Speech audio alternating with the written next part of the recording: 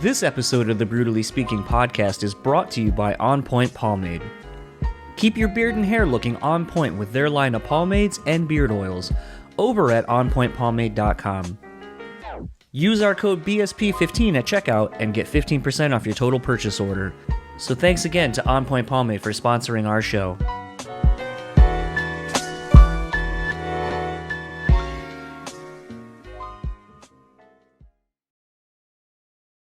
This episode is also sponsored by the Bean Bastard Coffee.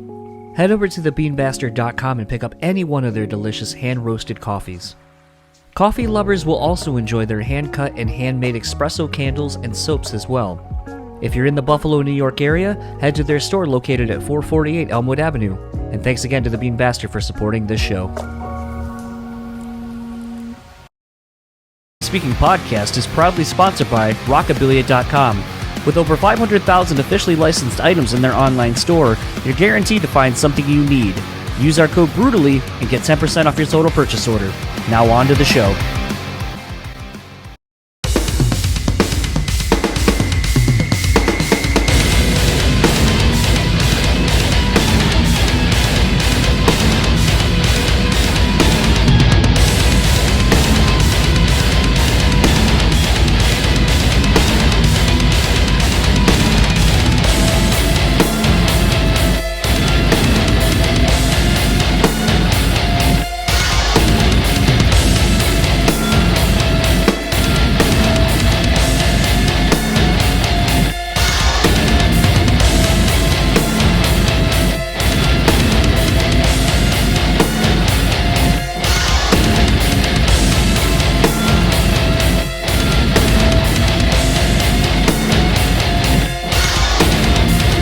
What is up, everybody? Welcome to another episode of the BREWtally Speaking Podcast. I am your host, John, and this episode's guest is Shaun Cooper of Taking Back Sunday and Straylight Run.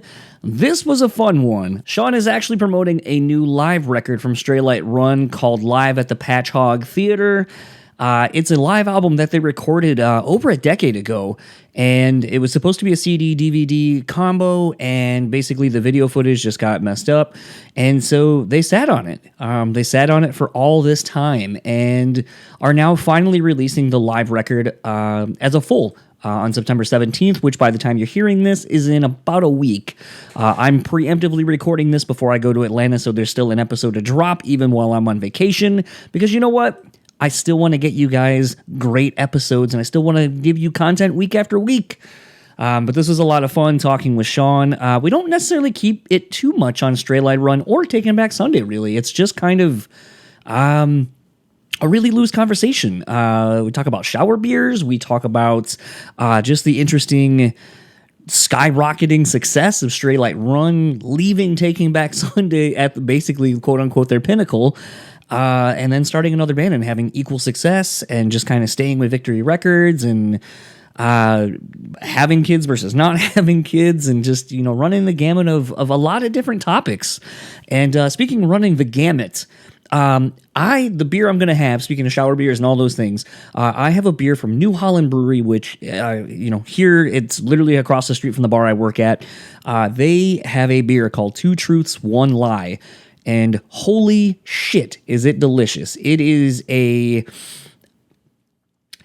hard seltzer, technically. It is a pineapple ice cream seltzer. And this thing, when you pour it, it's a nice pink hue. It's very light. It's crisp. It's refreshing. And when I read it, I was like, an ice cream seltzer? I don't know about that.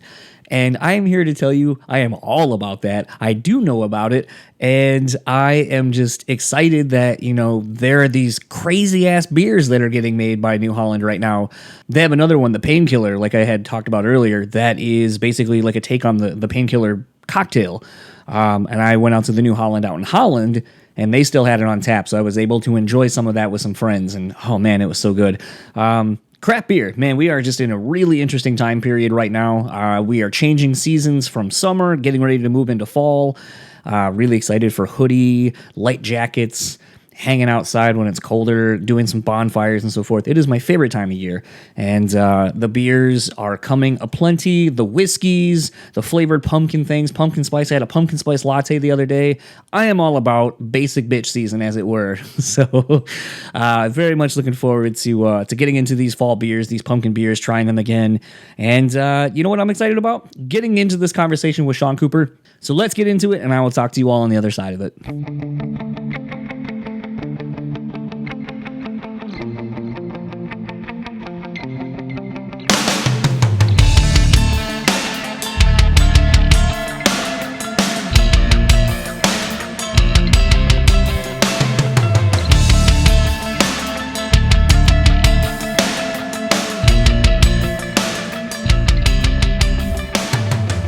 Essentially gives the vibe of what I wanted the show to be, because some people are like, oh, it's drinking, and I go, yes, but no.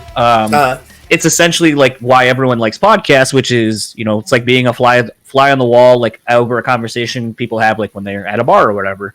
Mm-hmm. And so then I saw this, and then where like the taps are, because the actual image has the taps right where we are, but I was like, oh, it's perfect, because like it's nice and light, so it's not dark and like, all right, now we're talking about metal, like adds a little bit of a lighter atmosphere to the whole thing. But so far I like it, but I'm going through a bit of a rebrand here soon, where I'm actually having someone design a template that'll go over all this stuff, so it's at least consistent in all the branding everywhere.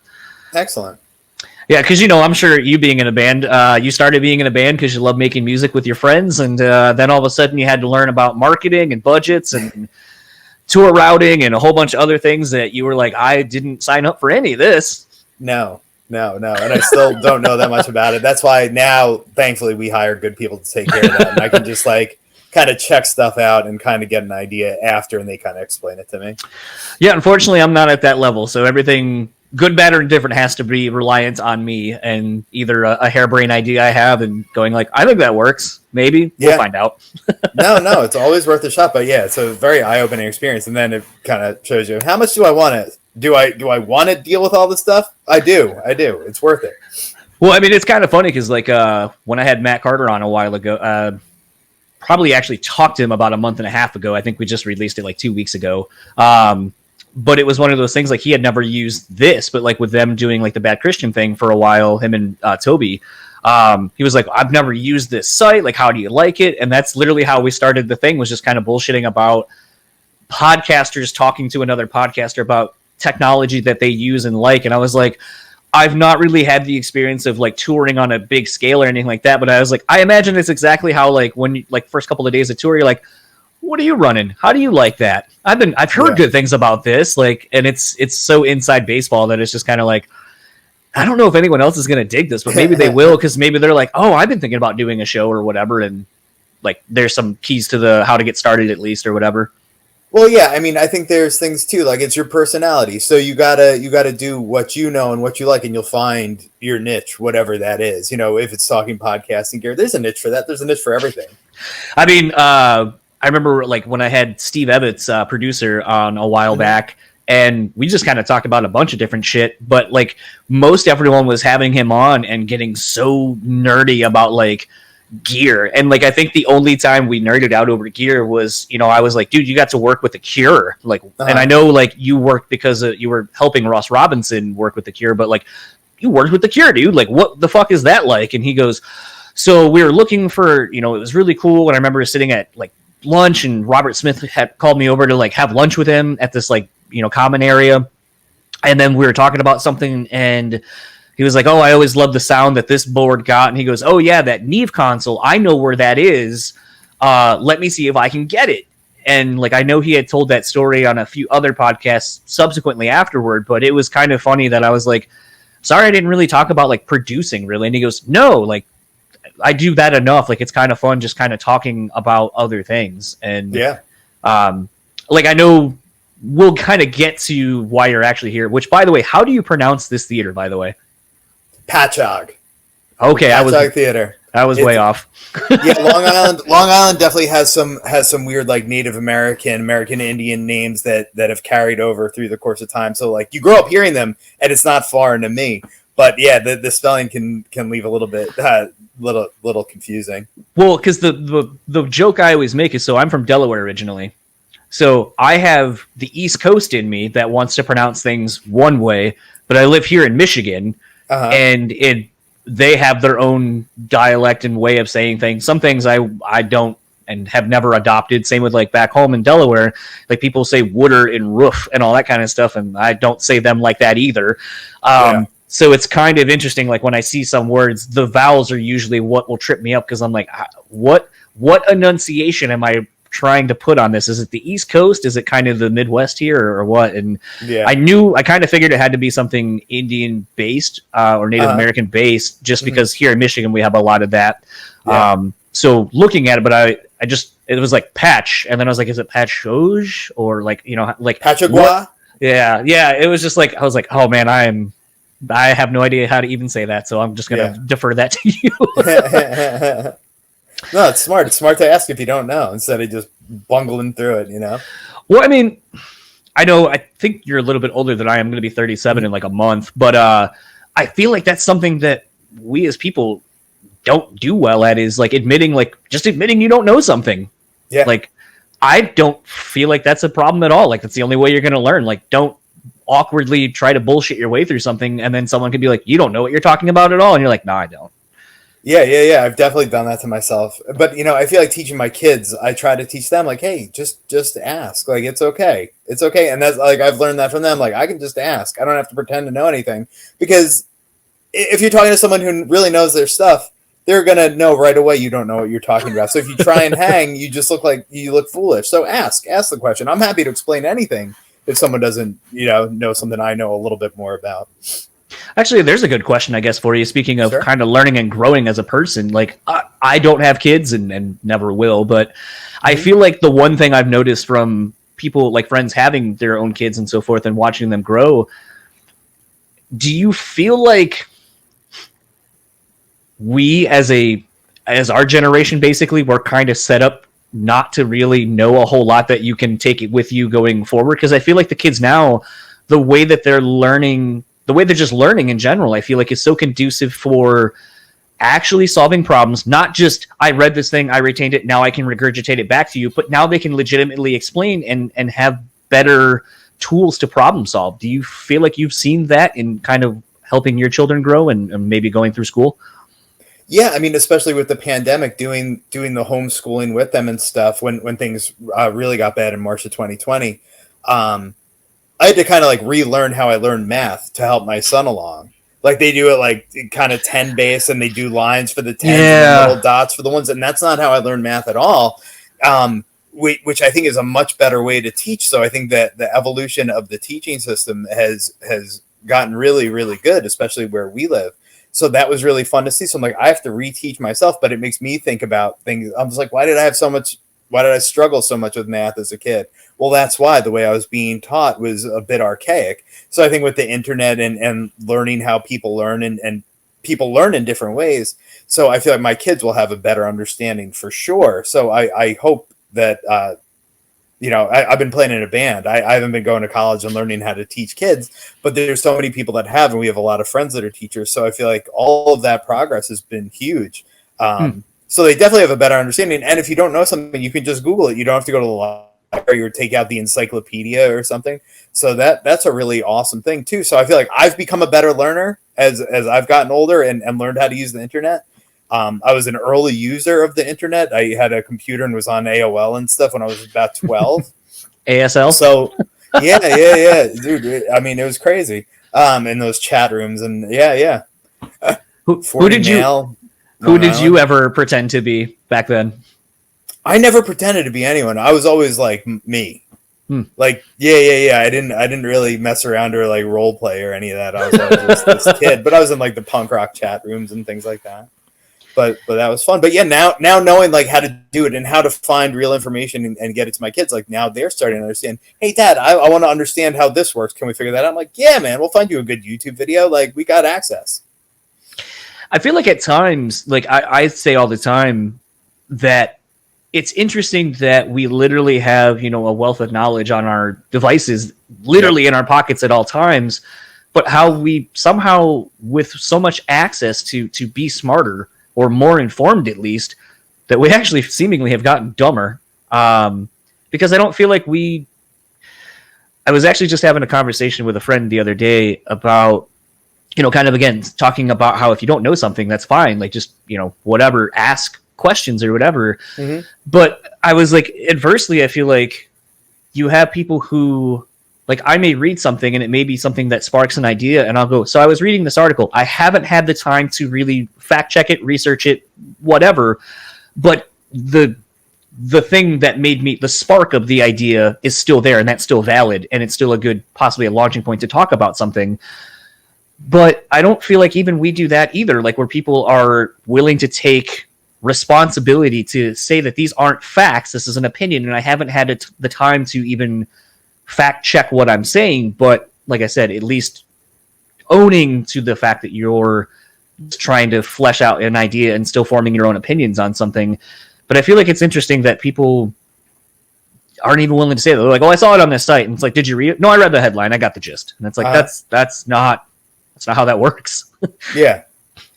I hope that is the next evolution and the step. Like I was saying, I'm 40 years old now.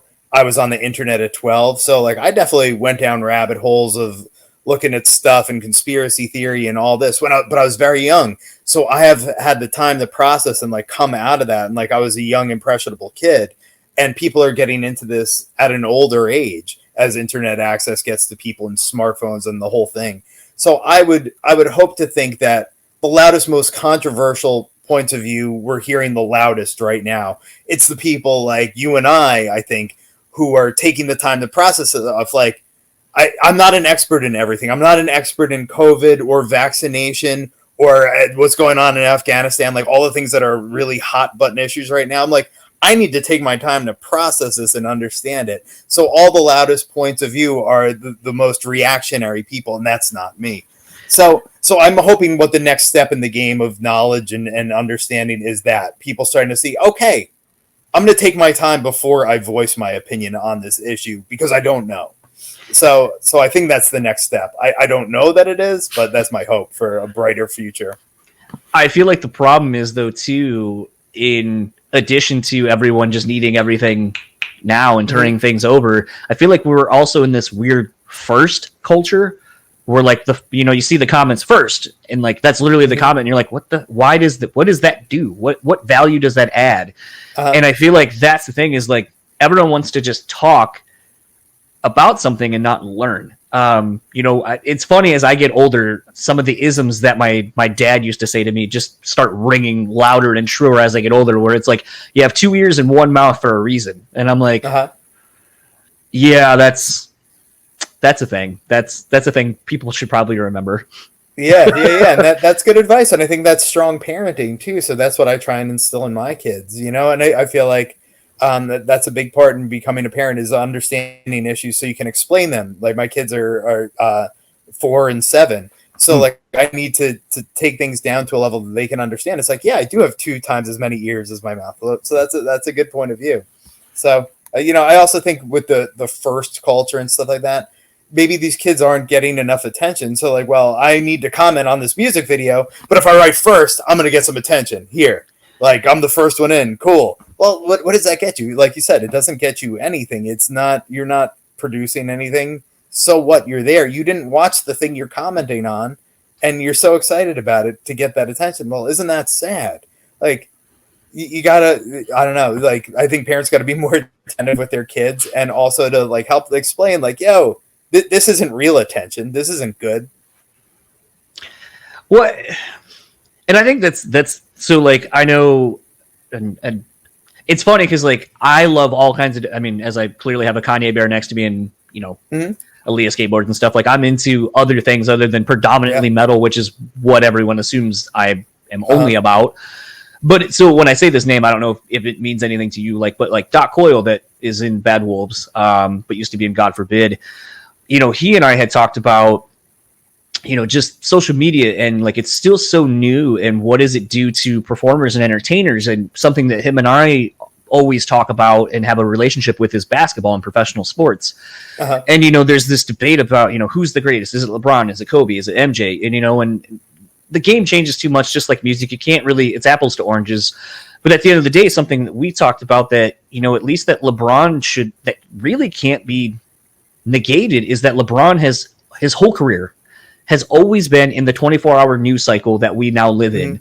He's always had to be on. He's always been scrutinized. Like if you looked at the high school games when they used to play them on ESPN primetime, it would show like the greatest NBA players ever from the whole history of the game. And then it's like, and then here's LeBron as a high school athlete. And you're like, that the expectations, good, bad, or indifferent, that he had to live up to, MJ never had to go through. He never was under that much scrutiny. Yeah, he may have been the biggest icon globally, and maybe LeBron's not there, but it's like MJ never had to deal with, like, can you imagine if after MJ's dad died, you had people just having, in theory, a direct line to him, or after a bad, like the flu game or some of his bad games, like, or when he retired to play baseball. Can you imagine the fuck you comments and burning of his jerseys and stuff that could have happened that he didn't have to deal with, and then seeing it consistently being talked about on the new, like ESPN and stuff like that. It's like that didn't exist. So we really should commend and laud the athletes that are coming out now where they literally have to be on and available 24/7. And what does that do to your psyche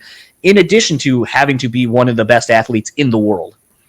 Yeah, it's very interesting, and also, I mean, to a further degree, and a little bit different, is like you had these people who were the biggest stars in the world at the time. Like people talk about the Olympics ratings being down and stuff. Well, every 4 years, there's a whole lot more content. There's a whole lot more channels. There's Netflix. There's Disney Plus. There's ESPN Plus. There's like, so you're being pulled in 80 million different directions. So it's like, sure, ratings are down, but less people are watching network TV. That's just the way it is. So it's like a guy like Michael Jordan was one of the most popular guys in the world. Like, I don't know if LeBron has the same cachet. He's one of the greatest of all time, undoubtedly. But like, it's just like you had like Michael Jackson, Michael Jordan, Mike Tyson, Madonna. Like these were icons, and I can't imagine the pressure that is. So LeBron definitely has a ton of pressure on him and the scrutiny for a very, very long time. So it's just interesting to think like, maybe it's spread out a little bit more, so it's a tiny bit easier in that respect, but it's over a longer period of time. So I don't know what the answer is, but it's fun to think about. And I think like a lot of times the people that are arguing like greatest of all time and stuff, it's like, can't we just let these people be in their own like place, and without the scrutiny of comparing LeBron to a Michael Jordan to a Kobe, like let the guys be like, holy shit, they're amazing. These are like once in a generation kind of stars, and isn't that spectacular? Like, who cares over all time? Jesus Christ, give the guy a break. Well, I mean, like, even like when The Last Dance came out recently, my dad apparently had watched it, and he goes, I watched that, and I realized I missed out on this opportunity to spend time with you. Like, because I mean, we live in Michigan, so we used to get almost all the Bulls games, and I'm a huge Dennis Rodman fan, so that was prime Dennis Rodman for me, being able to watch him like every other day, basically, for 3 years. And, I would ask him like, hey, this game's going to be on. Do you want to watch the game? Nah, go ahead and watch it. And he was like, he goes, it's not bad parenting because I knew you loved it and I just wasn't as into it as you. He goes, but I realized I missed out on getting to experience one of the like potentially like the greatest basketball team of all time and like this just era of great basketball. And I was like, yeah, for sure. Like I have those memories of watching all those things, and I still have like my Sports Illustrateds from then and stuff like that. So I can go back and remember, but I feel like there's so many people who are like, well, when I first got into this, and you can correlate it to music too, where it's like, this is as good as it'll ever get. And it's like, no, like there were some lean years when when MJ retired and it was Kobe, but it's like, you had your Tim Duncans, you had your, some of the players, Kobe and the ending of Shaq, and then you started ushering in like Dwayne Wade, LeBron, and some of the players. Like it's still weird to me, like Kevin Garnett. I remember coming straight out of high school, and that was a big thing, and I was like, oh my gosh. And now like I've already lived and gone past his whole career, and now he's a Hall of Famer. I'm like, I don't feel like that much time went by. And then in the last year, my wife and I went to New Orleans right before the pandemic. I got to see, and sorry if you're not a big basketball fan, but kind of speaking to this, like I got to see Ja Morant for the Grizzlies and Zion Williamson for the Pelicans, and then went to Atlanta with a friend a couple of months ago, saw the Hawks in the playoff game against the Knicks and got to see like all these new players that are basically going to be the next stars. And I'm like, man, I'm getting to see like the next ushering in era. Like I've essentially gone through almost 4 generations of great basketball, and people just don't appreciate it because they're too focused on, well, this was when it was good. And I feel like, you know, listening back to this live album, I was thinking about this era of music because, you know, with you guys being both bands, Taking Back Sunday and Straylight Run being on Victory was huge for me back in the early 2000s, you know, with Atreyu, with bands like Aiden. Like they were the band that broke every good band seemingly. Like it was like them, Trustkill, Solid State. Like there were labels when labels were important. And to me, it was funny listening back to this record and just being like, man, I'm sure there were people who were like, that chose sides like, well, I'm Taking Back Sunday, I'm Straylight Run or whatever. And it's like, why can't you just like both? Why can't you support the bands that you like or like you obviously like these dudes when they were in this other band. Why can't you support them now? Yeah, I mean, I understand if the Straylight stuff didn't connect with Taking Back Sunday fans and stuff, it was certainly very different. But yeah, I think that's a big thing, and that's what we see all over, whether it's politics or sports. Like everyone wants their own team. They want the side. They want to win the argument, and that's fine, you know, if that's your thing. But yeah, I've always been a kind of guy like I'll follow whatever, you know. Like I listen to all the Beatles solo stuff, you know, and I'm not going to argue over who's better. I'm going to enjoy the songs I like, and that's going to be it. Like I find it very hard to argue about art. It's like I just like this. I don't know why it connects. It just does. So that's the way I've kind of always been. And I mean, I guess I don't like arguing either over things that are, you know, when there's no like right or wrong. It's art.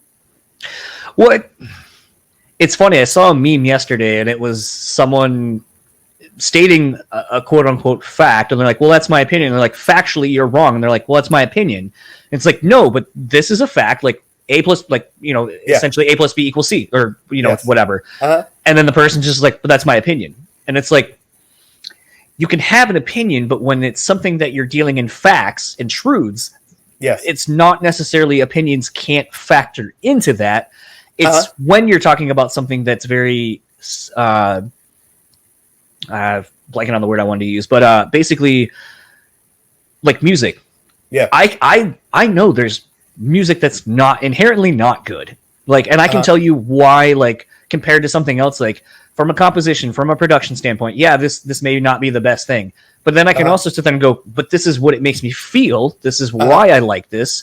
And in that capacity, not wrong. Yeah. But you can come by and go like, I hate that song. And be like, you're absolutely right. Yeah. Sure. But I think people take too much stock in that whatever we say has to be an absolute truth. And if you disagree with me, then you're attacking me as a person. And that's like, no. We can have discourse.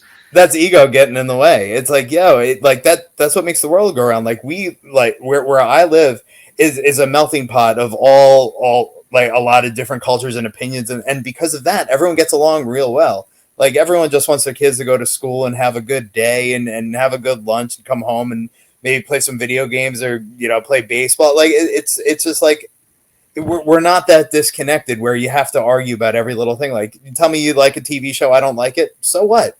I don't feel attacked that you like something, you know. I'm just not going to watch that show. You go enjoy it, man. Like life is short and life is very hard and it can be very unfair. If you get an entertainment out of something I don't find entertaining, what's wrong with that? You know, actually, that's kind of interesting. I feel like, and maybe you growing up in Long Island and all that and the East Coast, I feel like growing up in the East Coast has instilled in me a work ethic that and a lifestyle that I just don't feel like I've seen anywhere else. Like, you know, I make the joke all the time, and I sort of alluded to it earlier, where it's like, I have never seen more different dialects in such a small area as you do when you go to the East Coast. Like growing up in Delaware, we kind of had our own thing. Go to Philly, they got its own thing. New York, in different boroughs and areas, they got their own thing. Virginia's got its own thing. Like, and it's weirdly at times Southern. And it's interesting, but it's like nowhere else do you go, maybe other than literally the South, where the Southern dialect gets turned up or down. I've never seen so much differential dialect and vibes as I have in the East Coast.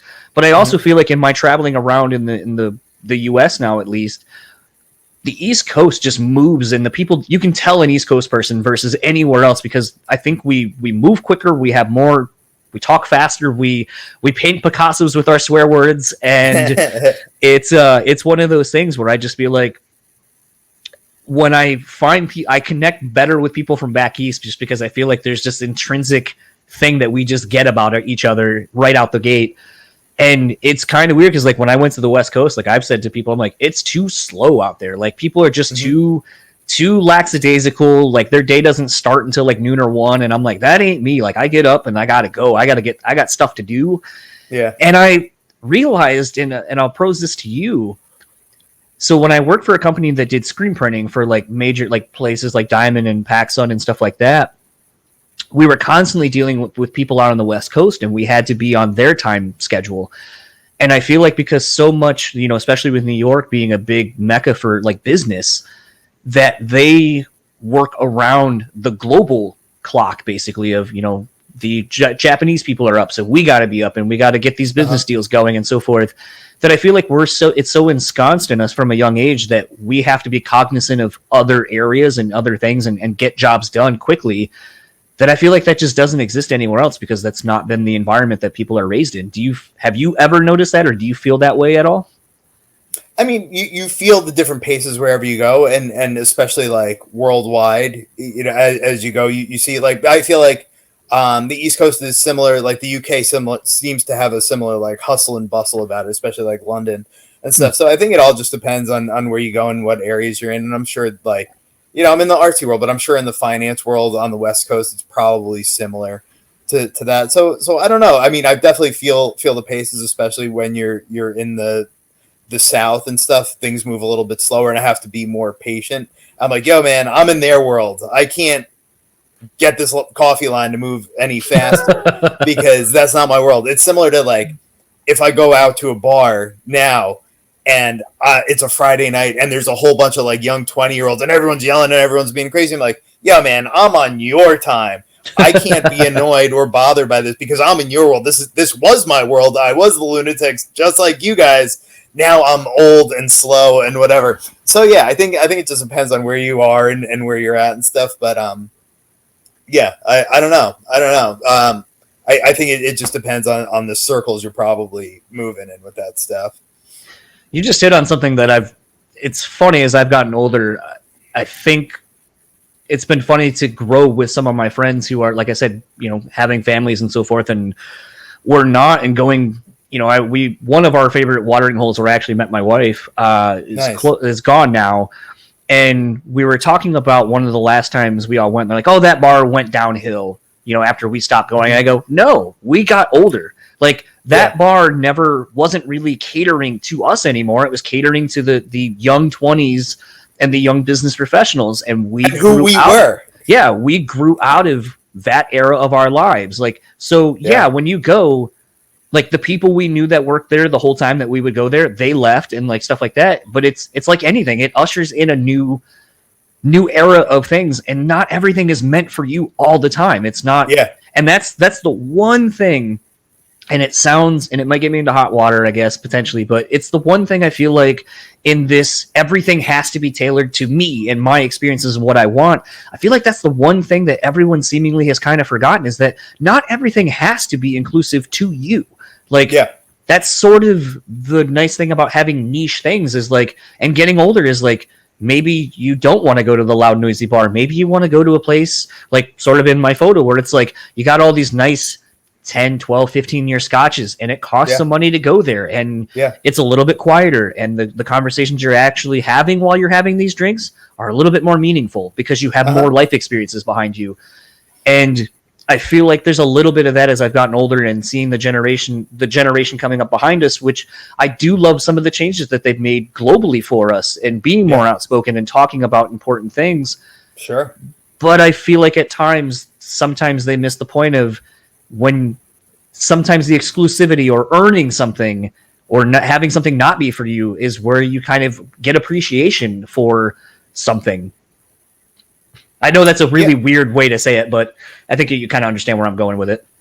No, yeah, I understand. And like, I like things when they're not for me. like I like experiencing that and seeing like, man, I've kind of come a long way when I'm in that crowded bar on a Friday night. I'm like, wow, okay, yeah, that guy over there, he's me. I see him. He's kind of falling asleep in his drink. He's not gonna have a good morning. Man, that okay, we've come a long way, and that makes me think like, man, I was so stressed about these little problems and all that. It seems so big back then. Okay, what am I stressed about now that in 20 years I'm gonna look back and be like, man, that was really, really silly.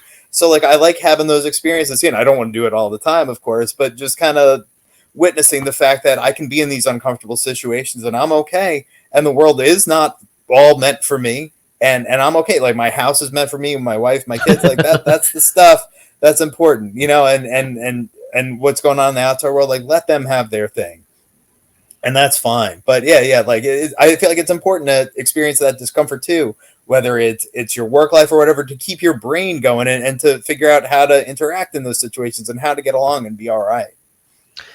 Yeah, I can think of a lot of interesting situations I've walked into, not because I guess I'm not afraid to be challenged in some way, shape, or form. Like I remember driving by with my wife one night. We were going somewhere and we saw a bunch of goth kids standing outside a not goth bar, and we're like, what's going on over here? And we drove by and got stopped at a light or a stop sign, and one of the guys was like, roll down your window, and he's like, do you want to come in? And I was like, and he's dressed very vampiric and had like the teeth and all that stuff, and I was like, I know the lore is a vampire can't come in unless you invite them in, but I was like, does that apply the opposite way? Like, yeah, and they're like, inviting me in so he can get me. Well, it wasn't necessarily like that. I was just playing into the joke of it all, but we went, and like it wasn't all the same kind of music I was into, but I was like, all right, this is kind of cool and different and whatever. And it was funny, like telling people about it. They're like, you just went to this goth club? And I was like, yeah, why not? Yeah. It was a wacky time. Yeah, it was fun. And we've gone and done equally weird things like that, where it's like, and that's been the fun thing of traveling a lot of times. Is before we used to travel and would kind of go do somewhat touristy things, but now our favorite thing to do is like, when we went to Atlanta the first time, we went to this pizza place that doesn't exist. They sold pizza by the slice, and we're like, hey, where do you go? And the lady was like, you guys seem pretty cool, so I'm going to tell you this cool little spot. It's called the Elmer. You have to get this thing called the Grizz, and da-da-da-da-da. And like, because of that, like we went, it's where I go like literally every day I'm in Atlanta, I go there, we get a Grizz or a bunch. I now have a friend that like I talk to pretty consistently, that like I've made a quote unquote best friend, I guess, because I went there and met this guy. And it's one of those things where it's like, had we not been willing to just go somewhere and have an adventure, I don't know that like I would have these experiences and met these people that I've now met, and then been able to bring other people to these spots and kind of showcase like this thing that I've learned to love and enjoy about somewhere else, and just kind of soaking in new culture and experiences. Yeah, and maybe if you went like to the Dave and Buster's or the Hooters or something, you'd be like, well, I could do that in any city. Maybe Atlanta's not so special. Now you have a special connection to the city and great memories and new friends like that, and that's what life's all about. So hell yeah. What kind of speaking to that, I mean, something I've been kind of thinking about a little bit more in listening to this record, and like I said, kind of going back to 2005. Yeah. I mean, I remember hearing rumblings about this live record from you guys back then, and then it just seemingly never came out. And this is really kind of before the internet existing in the way that it does, where I could just go, what happened to that? And then find an interview or a soundbite from one of you going, oh, well, the footage was kind of lost or whatever. But, when I feel like being a quote unquote new band at the time, and the budget that probably you had to recoup to pay for this live recording that you shot and all that kind of stuff, to have something like that be so professionally and creatively rewarding. It's a 1,200 cap room. You guys sell out. Everyone's excited. Sounds great. By the little presser thing, it was talking about how excited you guys were, and the energy in the room that you can hear. To lose the footage, are you just kind of like, oh, fuck, man, like that sucks. But I guess like it's even more special now because it existed, as every live show does, for the crowd we played for. Yeah, I mean, this is one of those things. Like it was a magnificent night. It was a benefit for my friend who had been in a serious work accident, had significantly injured himself. We were trying to raise some money for his medical bills and stuff And we did, and it was beautiful. We flew some friends up to play the show, and Kevin Devine was there. Our friends who were in the band North Star came and played an acoustic set, and it was just a magnificent night.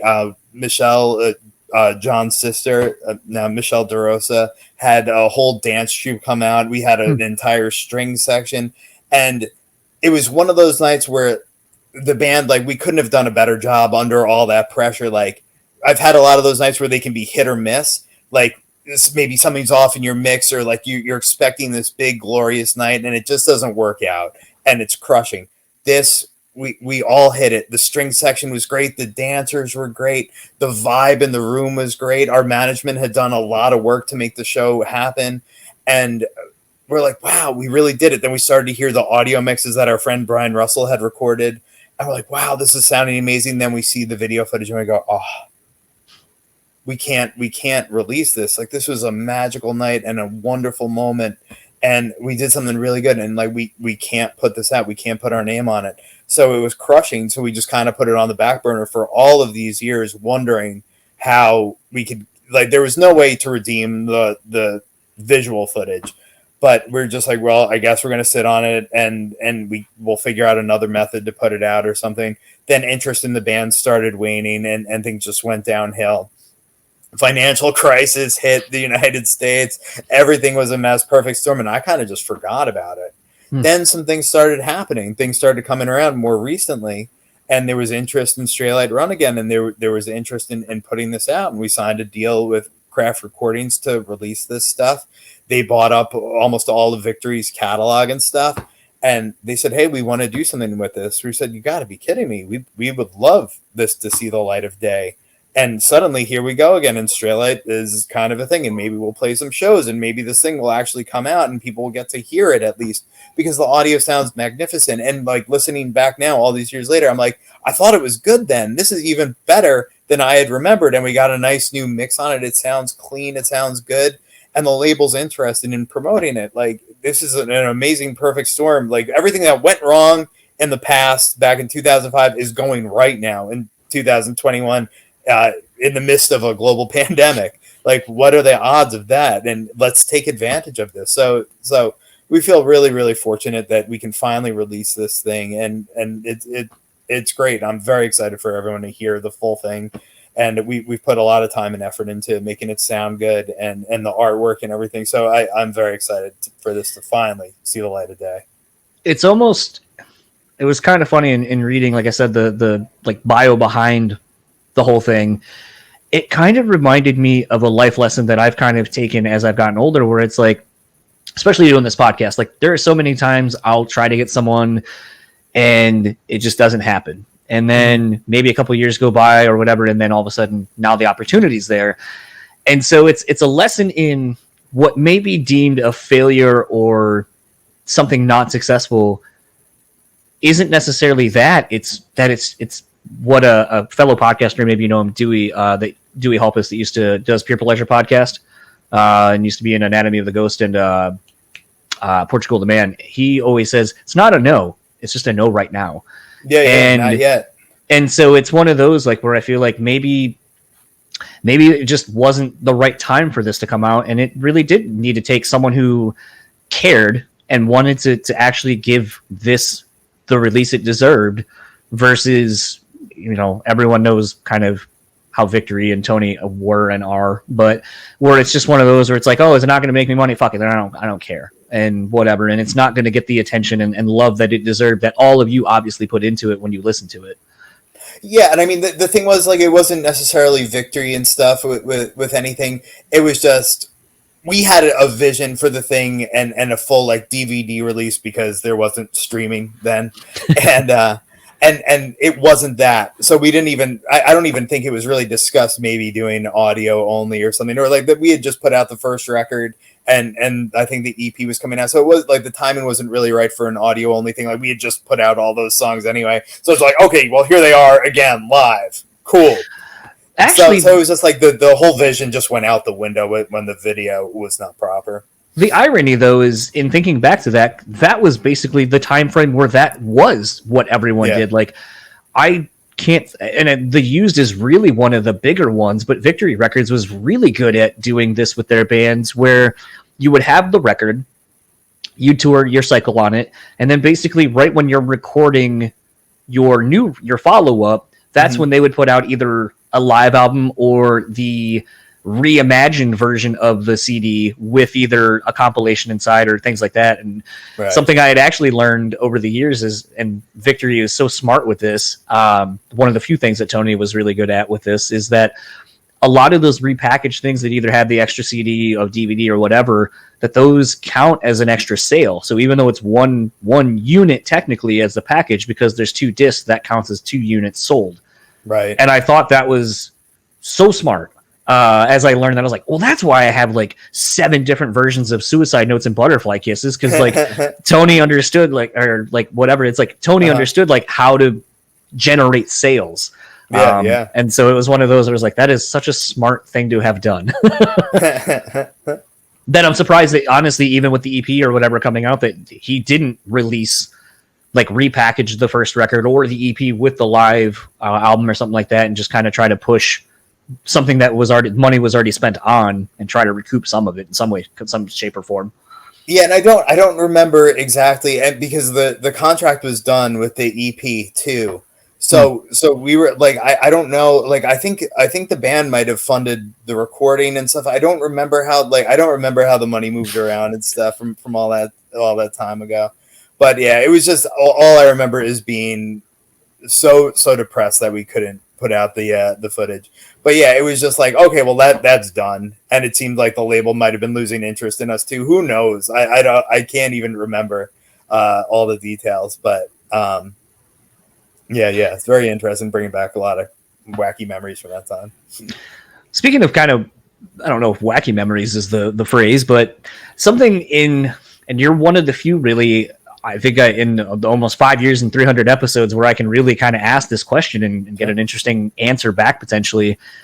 You're in such a unique position, having been in 2 bands that are so wrapped in nostalgia for people. Mm-hmm.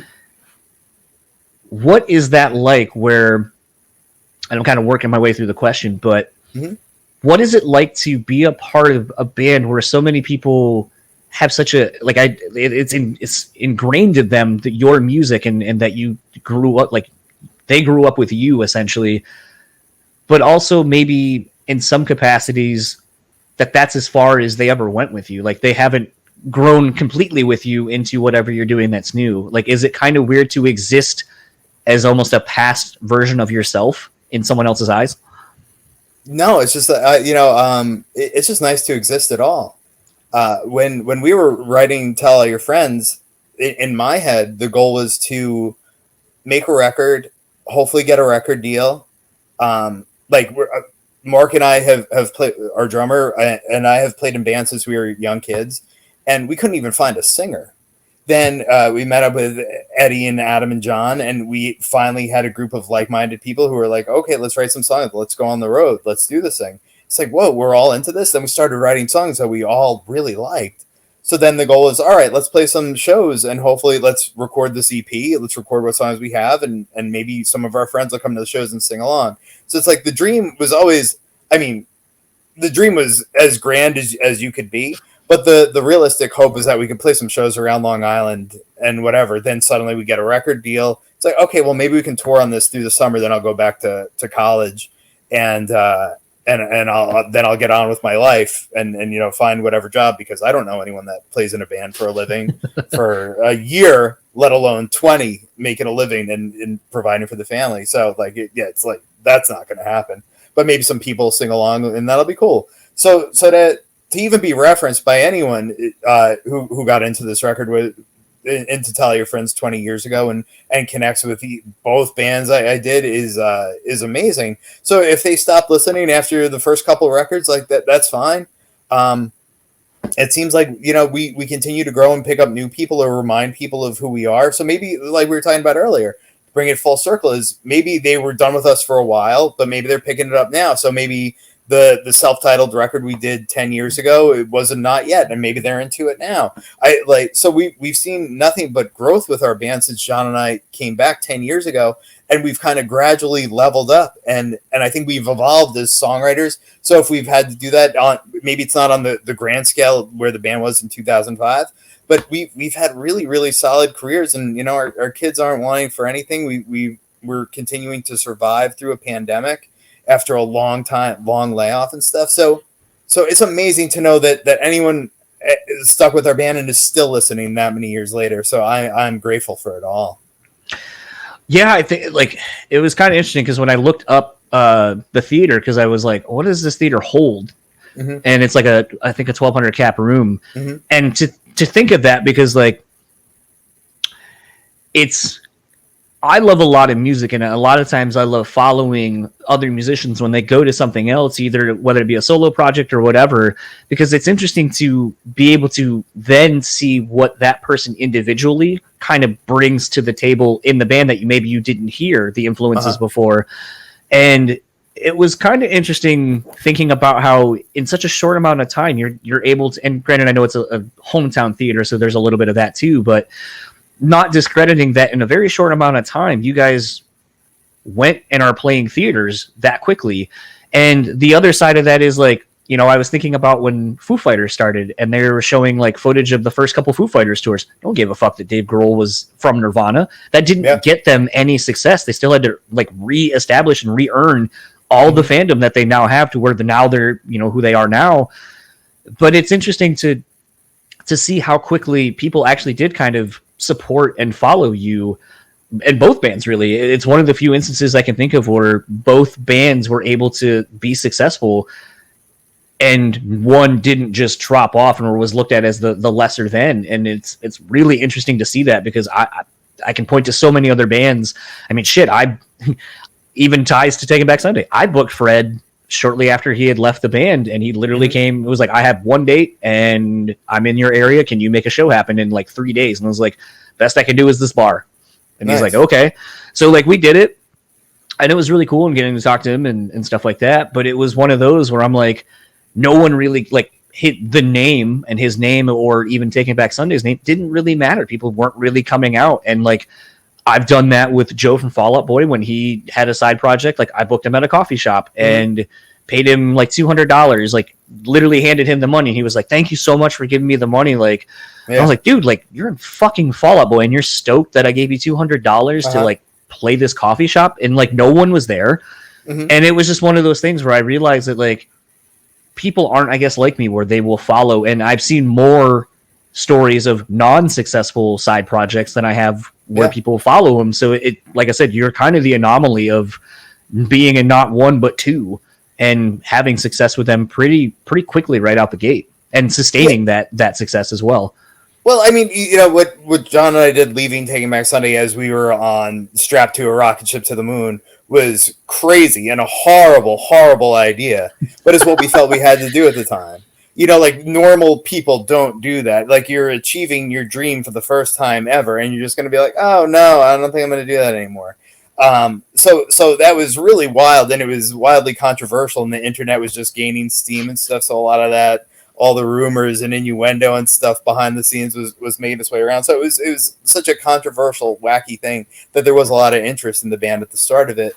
So, and a lot of that was Victory too, like really pushing the hell out of Taking Back Sunday, pushing the hell out of us and stuff. We sold a lot of records and stuff, like unheard of numbers for nowadays. You know, it's insane. but yeah. So there was all that. It was all like a lot of like weird right place, right time kind of thing, and it was real. It wasn't like, oh, we're gonna leave this band and make $1 million doing a completely different style of music. It was like, we just have to do this. Like when John and I left Taking Back Sunday, we didn't have a plan for a band. It kind of just evolved over nights drinking and thinking like, man, what the hell did we do with our lives? Like, I know we had to do it, but what do we do next? Well, you want to start a band? I'm not doing anything. You're not doing anything. We're hanging out all the time anyway. Might as well play some songs and see what we can do. So I think there's a part of that too. Like it was real. And I think it was for the right reasons. I think like the thing that I'm taking away from that personally, and maybe it's just because like kind of been going through it a little bit myself with some other facets of my life, but it's knowing when you don't want something, in spite of how the perception may be from the outward, but that you have a feeling and you're going to follow that feeling, and that in doing that, you're going to be more fulfilled in some capacity. You joke that, like everyone's saying like, oh, the rocket ship's going. You maybe saw that and we're like, I don't want what this looks like it's about to turn into. I don't want to be gone for 2 years, barely see my wife or anybody, and the headaches that are already starting to exist because of the pressures that are already being put on. I don't want that. That's not what, again, sort of like I said in the beginning, you started a band for one reason. Yeah. And then subsequently all the other things that happen. And that either makes you want to keep going or it drives you further away from that thing. And I feel like it's more commendable, actually, especially as I get older, for you to realize at such a young age, you're like, yeah, I don't want to do this anymore. At least in this capacity, in this iteration. And I'd rather find fulfillment in doing something else and knowing that, like, at least I'm staying true to myself, if that is kind of what it meant. Yeah, absolutely. That's absolutely right. And then also with John and I coming back, which now has been over a decade, back in Taking Back Sunday, like that all lined up oddly after 7 years of being away from it. It was just really weird, like everyone's places in their lives with their families, and it was just shockingly bizarre that it was absolutely the right move at the time. Like I thought I thought that was the time to get my real job and figure things out. And I was like calling my dad, hey, can you call my uncle and see if he can get me in there and see if I can get started. Like, I met the girl I'm going to marry and stuff, and time to get on with my life. And he's like, you know what, Shaun, give it a couple months and see where you land. Like you might be ready to throw in the towel. Like, I don't think you are, And I was like, really? And I had no idea. How could my dad have any idea? But he was smart. He was wise, and something did come along, and here we are. And then the fact with all the Straylight stuff happening again in this time is also equally strange and wonderful. It just seems right. I mean, in light of going through something like that, like I kind of said a little bit ago about it's not a no, it's a no right now. Like essentially kind of saying like some things just work themselves out, but it maybe not in the perceived timeline or fashion that you had hoped. Mm-hmm. Does kind of going through from Taking Back Sunday to Straylight and then adversely back to Taking Back Sunday, how has those things manifesting changed how you approach things in your actual day-to-day life? I always try and not get stressed at the stuff that seems so significant in the moment. Easier said than done. I had a clogged sink, and I drove to get the liquid plumber from the store the other day, and then I got a hole in my tire, a big nail in there. I'm like, ah! The kids are screaming they're not eating their vegetables. I'm like, the world is collapsing. What are we doing? So it's like in those moments, I'm like, hey man, it's all going to be okay. These problems are not very significant, and I've handled them all. Like today, I got the tire fixed, and the clog is done, and the kids are happy, and like, hey, it's 24 hours later, and things are good. So maybe some things take a little bit longer to work out. Like, hey, man, I want the pandemic to be over. I'm ready, believe it or not. Let's go. It's a year and a half. So I'm ready to get back to work, and it's going to get there. Like, we're going to get there, not as timely as I'd like it, not as easily as I'd like it. We got some shows coming up in September I'm so pumped about. So it's like all of those things I'm trying to pull back and relax. Like, is this pandemic still going to be a problem 5 years from now? If it is, I don't know what the hell's going on. But I try and take myself out, and I see the timelines of my life and where the bands were. Sometimes it took a long time to work things out. But we always got there. I always got there in one way or another. So I always land in a better spot than I was previously. So that is my theory with everything in life. I think it's just kind of hard. I feel like at times, like it's interesting because in looking at your career and looking at how basically, there was, you guys left, and then all of a sudden it's like, here's this new band, and then everyone's like, well, why would you leave one band to start a new one and stuff like that. Mm-hmm. But the thing that's always interesting, and I was just kind of talking about this with the interview I had just done before you, where, we as fans see things and are get things when dealing with bands or whatever, well after they've been done.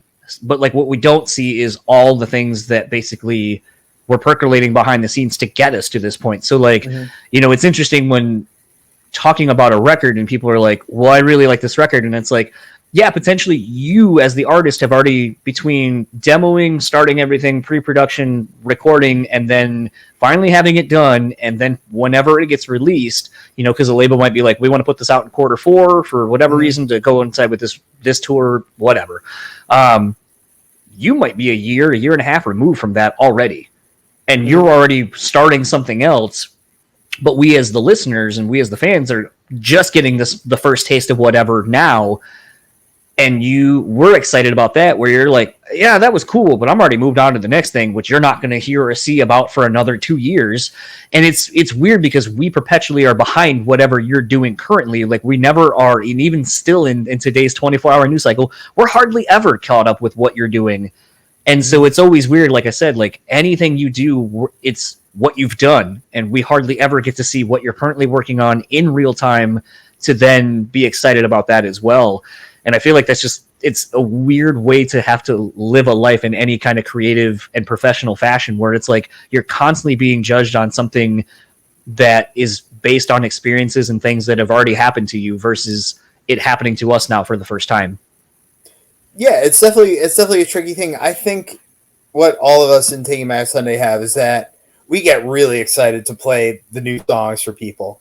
So, like, when our last record, Tidal Wave, came out, we did an entire tour playing the record from start to finish, really small venues and stuff. So we knew the people that would be there would be most passionate, most interested in hearing an hour of new music before we got into the older stuff. And it was awesome, man. Like, we had so much fun doing that. So I think, like, with our creative process now, that record came out in 2016. So it's 5 years in between, probably before our next record comes out. It's probably going to be 6 years between releases. We're going to be really passionate about putting the new songs out. And I think we're entering a new prolific period with Taking Back Sunday, where hopefully there won't be as much time in between records and stuff, and hopefully no more pandemics.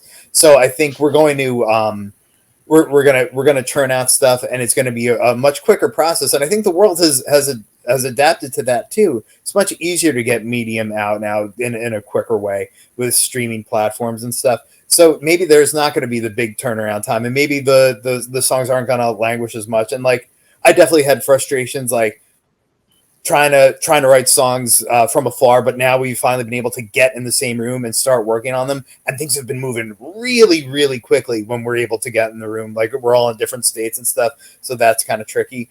But man, I think those windows are going to get much smaller, and especially I only know as it pertains to my bands that we're going to work in a much more efficient manner. So maybe there isn't such a big delay in the future. I wonder at times if that actually works or is a detriment to an album's success, where maybe an album comes out and people are like, I don't like this. Mm-hmm. And then it's so long, you know, between touring cycles or whatever, and just getting to record another record, that then people are like, I've had time to sit with this now, and now I really appreciate this for what it is. I mean, a classic example, I feel like, of that sentiment is Refuse, Shake But Punk to Come. Uh-huh. When that record came out, like, now everyone knows how much of a landmark record it is, how it still is timeless, how it has influenced so many other bands. But when that record came out, and the thing everyone forgets, everyone hated it. It was not Fan the Flames of Discontent. Everyone hated it. Mm. The band broke up shortly after they made it. Then they went away. And then now 10 or 12 years after it came out, now the band has this masterpiece. And it's like, where the fuck were all of you when this came out and you hated it? Like, that's an example of, I think, time allowing people to look at something and grow with it, and kind of be able to not be in that first mentality of like, oh, this doesn't have Rather Be Dead, so this sucks, or whatever. And it's like, I wonder, as I've seen some of your back catalog and some of the stuff of like when you weren't in the band, like, to me, one of my favorite records of Taking Back Sundays for a while, which, hot take, was New Again. I loved the growth and kind of the low-key aggression on that record. It was very kind of angry. Mm-hmm. And I love that record. And when a lot of people are like, this record sucks, and I'm like, there's really interesting playing. There's really interesting lyrics. Yeah. Some of the stuff that is happening on this record it's actually kind of what you wanted. Like, you know, I made this comment to someone the other day, bringing in a completely different band, but Limp Bizkit. So one of my favorite Limp Bizkit songs and EPs is The Unquestionable Truth, and it was when Wes had rejoined the band. And they went back to Ross Robinson and recorded like a 4-song EP. It's raw as hell. It sounds a lot like $3 Bill, y'all. And everyone was just like, I wish they would go back to that sound. That's the record that everyone said they wanted, and then no one knows about it. It's like, I know they dropped it kind of out of nowhere, but it's weird because like when I play stuff off of it, people are like, this is really good. What is this off of? It's like, this is like 12, 15 years old at this point, man. Like, same with that. Like, I feel like a lot of people were like, oh, we want like the old Taking Back Sunday sound. And it's like, there's a lot of like kind of the tongue-in-cheek, really sharp, razor-sharp wit lyrics in that record, but it's kind of, and when you guys would come and do the self-titled record shortly after, I feel like that's the bridge record for old and new, and kind of where you guys went from there. And I don't feel like a lot of people, either they just haven't taken the time to appreciate it, or they haven't realized that even going back, that like that really is the transitional record of what you guys have been doing, in my opinion, over the last 10 years of kind of becoming a more adult band, if that makes any sense. Sure. I think, that's also the problem we were discussing earlier, like the reactionary thing. Like, well, I listened to 3 songs for about 30 seconds each, skip. And I didn't really give the record any time. Like, if there's a record that's not connecting with me, I'll listen to it about 3 times, front to back, to make sure. If there's nothing really there, there are some records that are definitely growers for me. And like by the 3rd listen, I'm like, oh, okay, now I get what they're doing. But there's other records that it's immediate.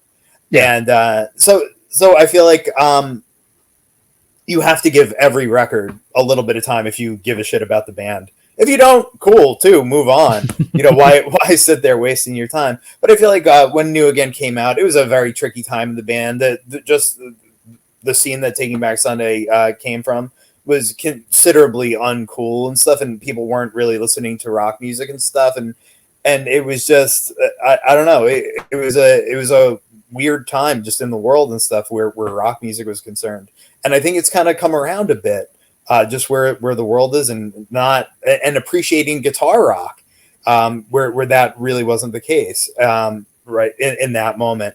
So I feel like we're passionate about what we do. We really believe in it. We have our corner of the internet that's pretty strong and stuff. So I feel like with whatever we're doing or wherever we're going, we're going to spend time making sure people hear whatever comes next, and we hope people actually take time to listen to what we're doing and understand it, and know when there's a record like Tell Your Friends that was so revered that you've had 20 years to listen to that, and you have memories from 20 years ago that you might associate with that you haven't developed from something that's new. So maybe this is new, maybe this is different. Maybe we're not the band for you anymore. Okay, move on.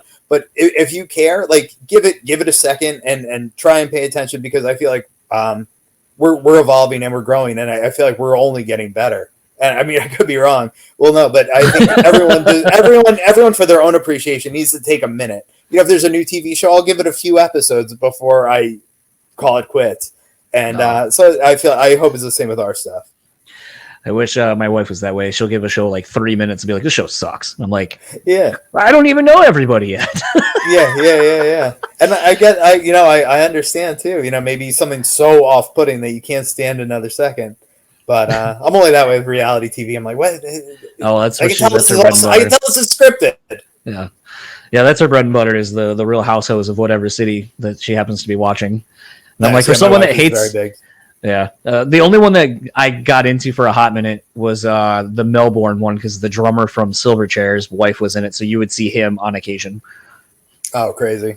But then it stopped being broadcast here in the States, so then my interest was gone. Funny.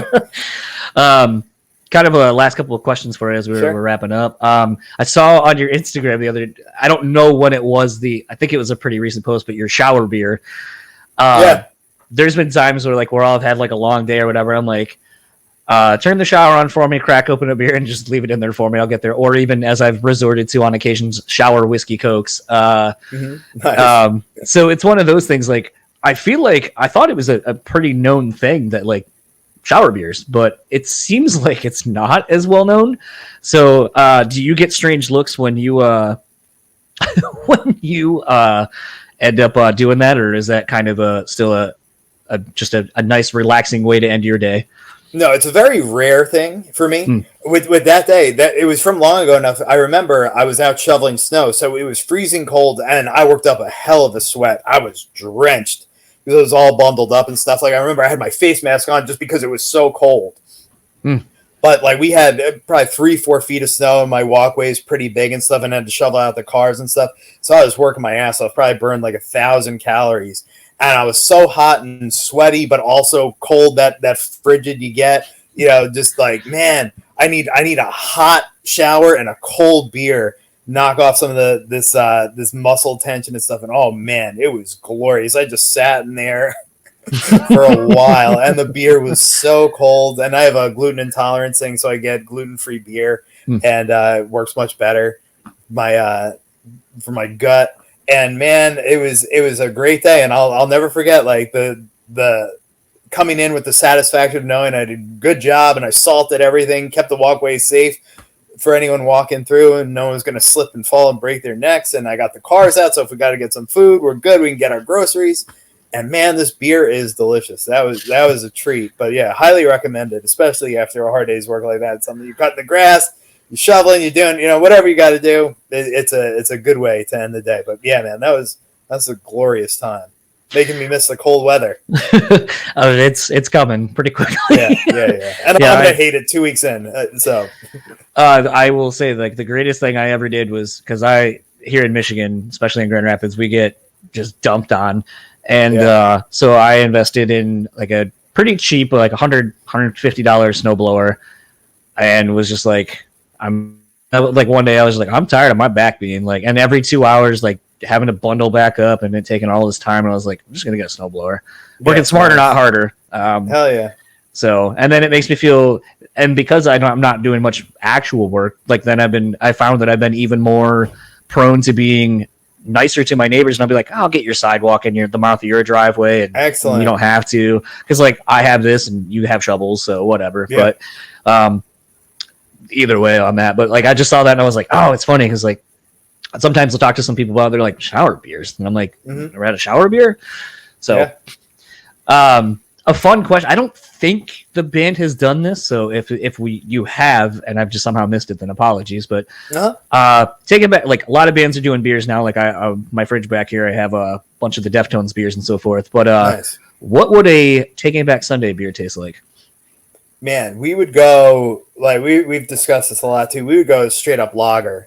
We feel like so many people have gone hard in the IPAs. We want like a nice crisp, clean, light lager. Probably good alcohol content, but like really light, very easy to drink, summer day kind of thing. So that's what we would discuss. And we have before if it comes up, if we can ever make that happen, that would be rad. But yeah, definitely a lighter and lager, easy drinking, and pretty high on the alcohol scale. It's always one of those where it's interesting. Like I feel like it's interesting seeing a lot of these bands come out with stuff. I think really other than Deftones, I feel like Run the Jewels is the only other band or artist that's done it to where it's like they've put out a bunch of different ones. So like they're very cognizant of like, craft beer scene is really popular, like, and we want to do something around this season for a release of either a song or an album or a tour or whatever. We need to plan that ahead of time. So if we're going out in the fall, we have a stout or a porter ready.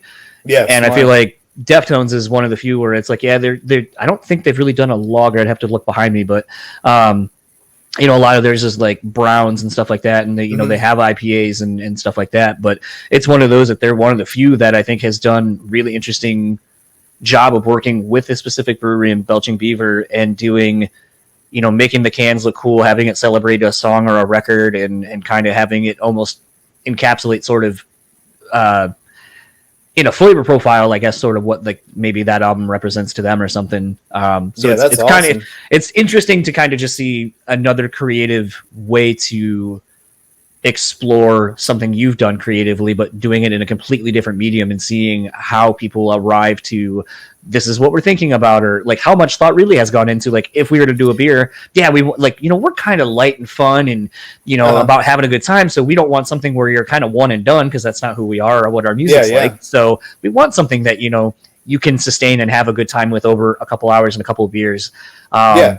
So it's interesting to just kind of think about how bands approach that. So it was one of those where I was like, I wonder if you guys, it's fun to ask that. Cause like I said, it's a weird question and the answer is never usually the same. We're like, oh, we would just be this cause I like it. And it's like, oh, well, I think we'd be this because this is our personalities in a flavor profile or whatever. So it's always fun to kind of ask that question and just see what someone would come up with. Yeah. And that's what we like collectively. So we write the songs we want to hear. We make the beer we'd want to drink. Lastly, where can everyone find you or whatever you would like to plug online? Yeah, Straylight Run is on the internet somewhere. I don't know, Straylight Run on Instagram and AOL.com, I believe you said. AOL, CompuServe. It's one of those things. TBS Official on Twitter, Taking Back Sunday on Instagram. Don't have enough letters for Taking Back Sunday on Twitter. Very annoying.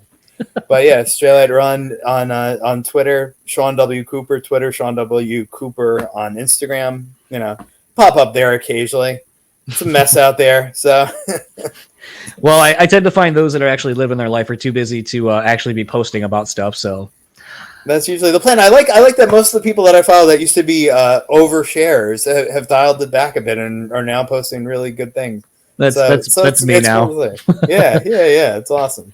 But that, and I noticed that if you don't post I probably post maybe on Instagram once a week or every couple of weeks, but I noticed that if you don't, then, because I noticed from friends that do the same, I'll get a notification like, hey, so-and-so posted for the first time. And it almost is a reward for not posting is that then it gets a notification sent to everyone. And I'm like, oh, well, what is this person doing that they felt worthy of actually making a post now? Yeah.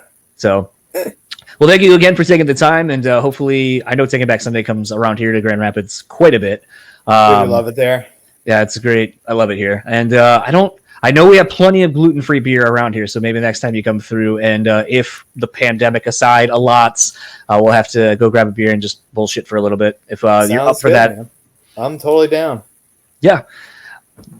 So that was my conversation with Shaun Cooper, again, of Taking Back Sunday and Straylight Run. I hope you enjoyed that conversation as much as I did. It's funny, a lot of times when I talk to some of these people that are in bands that I've known of for a very long time, it's kind of interesting because you're like, well, I mean, shit, what do you talk about with someone that's been interviewed for 20 some odd years? What can I possibly get out of somebody? How can I make it fun for them? And it becomes this little bit of a challenge. And I think that's kind of why I've enjoyed going more away from doing a quote-unquote, here's my interview, let's talk about the record, let's talk about memories from the touring cycle and all that kind of stuff, and just kind of talk to someone. Because at that point, you're going to get interesting stories out of someone that maybe you don't know, and you're going to get to know more about the musicians that you have loved for so long than you would have if I just would have asked standard questions. So it's one of those where I kind of enjoy that. I kind of enjoy now kind of just being like, hey, look, fuck it. We're going to talk for an hour and just see where it goes, man. And Shaun was super gracious with his time. Well, we tried ending it a couple of times and just kept talking. And very much looking forward to hopefully seeing Taking Back Sunday or maybe Straylight Run if they decide to get it back together and play some shows. And maybe have a beer with Shaun and kind of show him a little bit of the Grand Rapids, Michigan beer scene. I know he said he had, I believe, a gluten allergy, but there are ways around that. Actually, a lot of places now are making gluten-free beers and NA beers and all that kind of stuff. So, I mean, just the space is expanding. Very much like Taking Back Sunday's sound has expanded over the years. I did really enjoy that part of the conversation, getting to kind of be like, hey, I think this is the transition record between, what fans know and have loved and kind of where the band is now, even though you weren't necessarily a part of that record. Well, it wasn't a part of that record, but came in basically after that record, and the transition kind of started there with John and most of the original band kind of getting back together and kind of playing this, I don't want to call it adult music, but it's an adult version of Taking Back Sunday.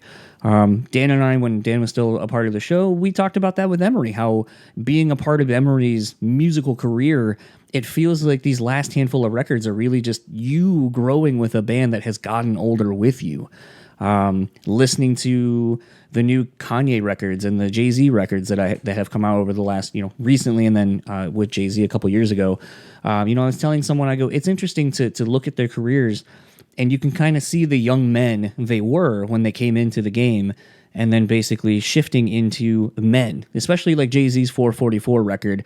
That is really a man owning some of his own shit and coming out the other end of it and just kind of being like, this is where I'm at in my life. And I feel like Taking Back Sunday are one of the few bands that have been around from when a lot of us were kids to now where we're all adults, we're married, we got kids, houses, whatever. And I think it's a cool journey to go on. All of that said, I'm going to start wrapping this episode up. If you would like to keep up with Shaun, he has Instagram, Twitter, Shaun W. Cooper. Since this wasn't necessarily really about Taking Back Sunday or a Straylight Run, you can find them. The pre-orders are still up for the Live at the Patchogue Theater, or you can just buy it on vinyl, CD. It'll come out on September 17th. Get it, pick it up, go down the nostalgic trip with that. Want to thank our sponsors real quick before we head out. On Point Pomade, keep your beard and hair looking on point. Use our code BSP15, take 15% off your total purchase order. Secondly, want to thank the Bean Bastard. Go to thebeanbastard.com, pick up some delicious coffee, and if you're in the Buffalo, New York area, head on over to their brick and mortar store and support those guys and gals and get a delicious cup of coffee or whatever. Fall's coming, you're going to want some coffee. And last but not least, I want to thank Rockabilia.com. Go to Rockabilia and pick up some awesome swag. They have over 500,000 items in their online store. I'm sure there's Taking Back Sunday merch.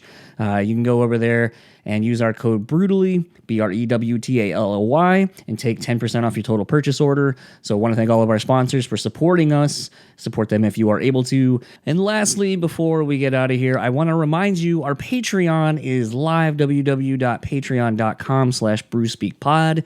There is the weekly breakdowns of my weekly playlist that I curate over on Spotify.